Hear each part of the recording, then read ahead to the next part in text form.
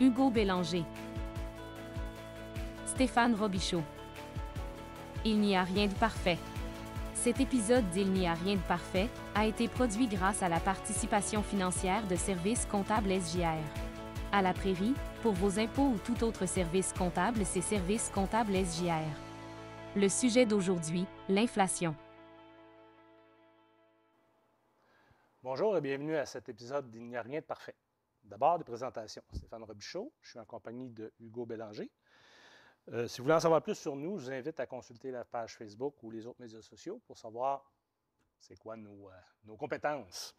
L'émission va tenter de vulgariser des thèmes, un thème à la fois, des thèmes comptables, des thèmes financiers, légal, social, économiques, parfois complexes, que des experts peuvent expliquer, mais que souvent sont difficiles à vulgariser.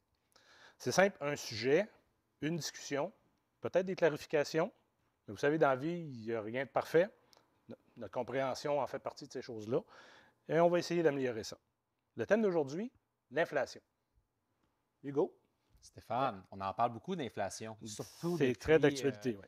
un an ou deux, à la suite de la pandémie. Nous, on est des vieux de la vieille quand même. On est nés avant l'autre siècle. On a vu de l'inflation. On a connu ça quand on était jeunes, l'inflation. Nos Mhm. parents aussi, les grosses époques inflationnistes des années 70, des années 80, Absolument. avec beaucoup d'inflation, les salaires, les prix, et ainsi de suite. Puis après ça, il me semble que c'est disparu un peu du radar médiatique. On en entendait moins parler, mais avec la sortie de la pandémie, on en entend de plus en plus parler. Mais d'ailleurs, il faudrait, vu que ça fait longtemps qu'il n'y a pas eu d'inflation, il faudrait se rappeler c'est quoi? C'est quoi l'inflation? C'est quoi de l'inflation? Comment on pourrait définir C'est quoi ça? la base? La base de l'inflation, c'est un principe d'offre et demande. C'est tout dans la vie fonctionne avec l'offre et la demande. Donc, il y a trop d'argent pour les biens et les services qu'il y a. Donc, plus d'argent en circulation, prêt à acheter des choses, moins de biens et de services. La pandémie a provoqué un peu ça. On a moins produit, Absolument. en même temps que le gouvernement s'est mis à dépenser. Ils pompaient de l'argent dans le marché. Donc, il y a plein de gens qui ont de l'argent dans les mains. Mhm. Et il n'y a pas nécessairement les biens qui sont comme qui étaient supposés d'avoir. Ouais. Donc, la valeur du dollar diminue à ce moment-là pour essayer rétablir l'équilibre entre les deux. Qu'est-ce qui peut provoquer l'inflation? Bien, en fait, moi, je reviens tout le temps à Milton Friedman, qui est mon grand économiste favori, et ainsi de suite. Puis il dit que les seuls responsables de l'inflation, c'est toujours le gouvernement. C'est pas le prix du pétrole, c'est pas les cheiks d'Arabie, c'est pas les syndicats, c'est pas ainsi de suite. C'est le gouvernement qui met de l'argent en circulation, qui en Par pompe les là-dessus. déficits. Par les déficits, en accumulant ça, en mettant ça sur la dette, en poussant l'argent de plus en plus. Et plus qu'il y a de l'argent en circulation, plus que ça va automatiquement créer de l'inflation. Donc, ce qu'on dit, c'est que, en fait, c'est une fraction, l'inflation. C'est le nombre de dollars en circulation divisé par les biens disponibles à être achetés. C'est ça. N'importe quoi qui se passe sur l'argent en circulation pour l'augmenter, la masse monétaire, Ouais. on a de l'inflation s'il n'y a pas des biens qui correspondent, qui sont produits. C'est ça. Mais juste rappeler au monde, c'est quoi l'inflation? C'est qu'avant, tu achetais, je ne sais pas, tes bananes 3 piastres. Là, maintenant, ils vont te coûter 3 piastres et demi. Après ça, ils vont te coûter 4 dollars. C'est ça qu'il faut que le monde comprenne. L'inflation, c'est que ça va te coûter de plus en plus cher pour le même bien que tu avais. OK? Et les consommateurs le voient directement sur leur portefeuille. Absolument. Ils voient en mettant de l'argent dans leur épicerie, dans leurs dépenses courantes, et ainsi de suite, que ce soit des biens de base. Puis même les produits de luxe sont touchés par l'inflation là-dessus. Donc qu'est-ce qui va augmenter la masse monétaire? Il va y avoir des facilités de crédit. Quand le crédit est trop facile, c'est il ça. y a plus d'argent en circulation, pas plus de biens. Puis la seule façon de ralentir l'inflation, il n'y en a pas des tonnes. Je sais que c'est très discuté parce que, bon, évidemment, il y a des groupes populaires, des groupes peut-être plus de gauche qui disent que ça n'a pas de bon sens, mais la seule façon, c'est de diminuer l'argent en circulation et pour ça, c'est d'augmenter les taux d'intérêt. C'est réduire l'accès au crédit. Exactement. Ça fait que dans ce temps-là, tu as moins d'argent en circulation. Ça fait que ça va rétablir l'offre et la demande. Ça fait que les prix vont baisser. Mais c'est souffrant, ça. C'est sûr, parce que là, il y a du pouvoir d'achat qu'on pense avoir dans nos poches. Qui diminue. Qui va diminuer obligatoirement parce que les biens ne sont pas là. C'est ça. Donc, puis, c'est ça. Je reviens à Friedman, qu'est-ce qu'il disait? Il disait l'inflation, c'est comme un alcoolique. Au début, c'est le fun. L'alcool, c'est euphorisant, ainsi de suite.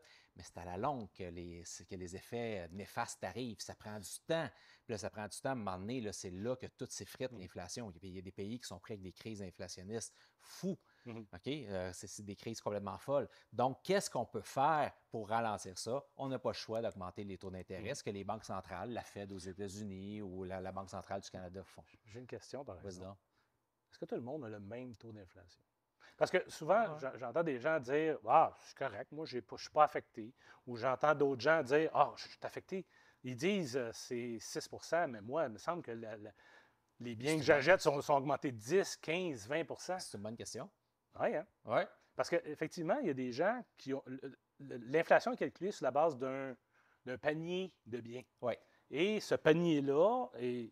Il n'est pas consommé de la même façon par tout le monde. C'est pas tout le monde qui consomme. Donc, si quelqu'un. C'est pas tout le monde qui a une auto, c'est pas tout le monde qui a une maison, c'est pas tout le monde qui est ainsi de suite. On s'entend là-dessus. Et effectivement, les gens moins fortunés vont avoir une composition de leurs dépenses qui va être différente des gens fortunés. Ouais. Les gens moins fortunés ils vont avoir un gros pourcentage qui va aller pour la nourriture, pour le logement.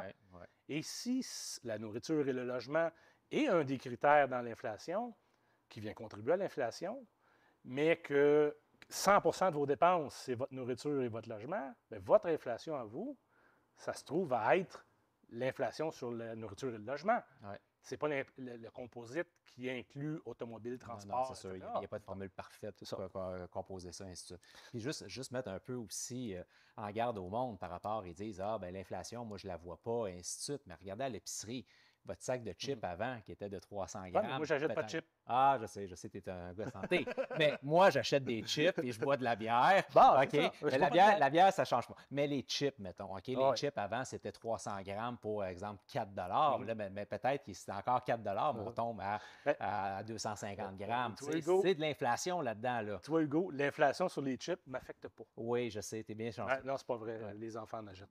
Les enfants en veulent. Mais voilà, il faut faire bien attention là-dessus parce qu'on le voit partout, là, que ça a des répercussions partout sur l'inflation. Ça fait que le remède, il est brutal.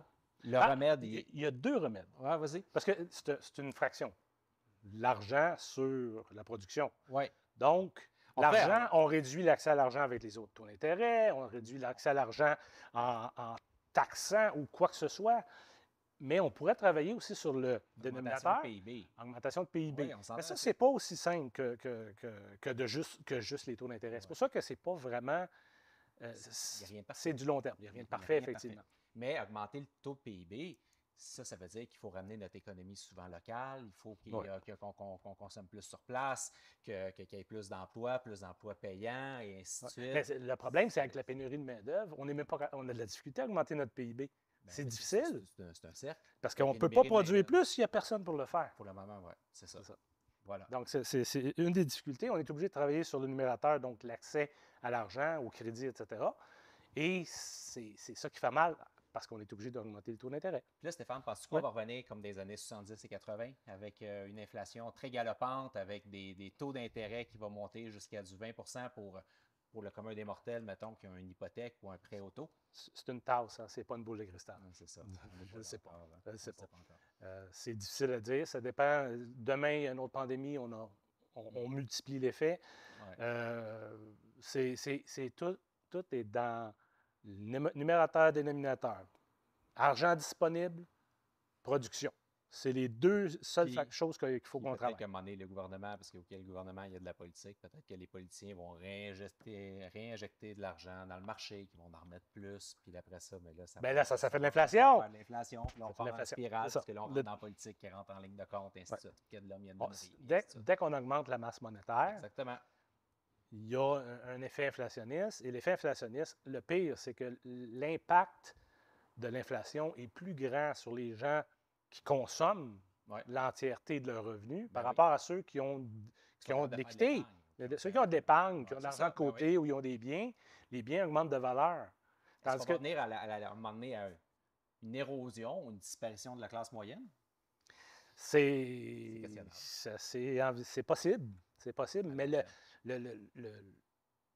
le gros problème, c'est que pas la classe moyenne, mais les gens moins fortunés sont affectés par l'inflation de plein fouet parce qu'ils consomment l'entièreté de leurs revenus. Et donc, l'inflation, c'est une taxe aux pauvres. Ouais. Puis, plus que le gouvernement va dépenser pour aider, Ouais. en fin de compte, l'effet pervers, c'est qu'il vient nuire. Fait qu'il faut y aller doucement avec les sommes dépensées par l'État. Ça peut se tourner contre nous. Moi, la beauté de la chose, c'est Mhm. pour moi que nos institutions qui mettent les taux d'intérêt et ainsi de suite sont indépendantes de la politique, sont indépendantes de ça. Les banques Effectivement, centrales, il ça, faut il faut garder cette indépendance. Oui, parce que, d'ailleurs, pourquoi que la Banque du Canada a une obsession avec le taux d'intérêt? Ouais. Il y a une raison pour ça. Parce que dans les années 70-80, effectivement, l'inflation était très élevée. Ouais. Et la Banque du Canada a décidé quand même d'augmenter les taux d'intérêt qui provoquaient du chômage, des gens qui ont perdu leur maison. Ouais. Pourquoi ils ont cette obsession-là? C'est une question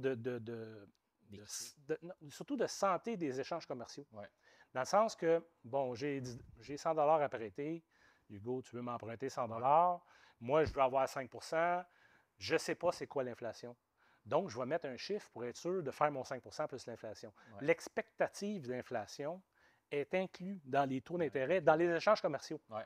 Donc, si la Banque du Canada a établi que c'est 2-3 %, il veut en bas de 3 % pour que les échanges commerciaux de prêts, emprunts, soient faits sur une base qui n'est pas de perdant.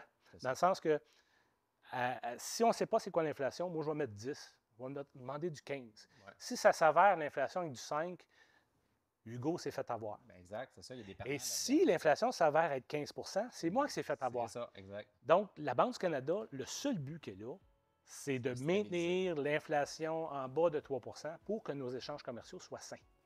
Voilà. Donc, j'espère que ça vous a été utile. On pourrait continuer jusqu'à demain matin. Mais il n'y a rien de parfait. Mais il n'y a rien de parfait. C'est le temps qu'on avait pour vous. Merci beaucoup. Merci tout le monde.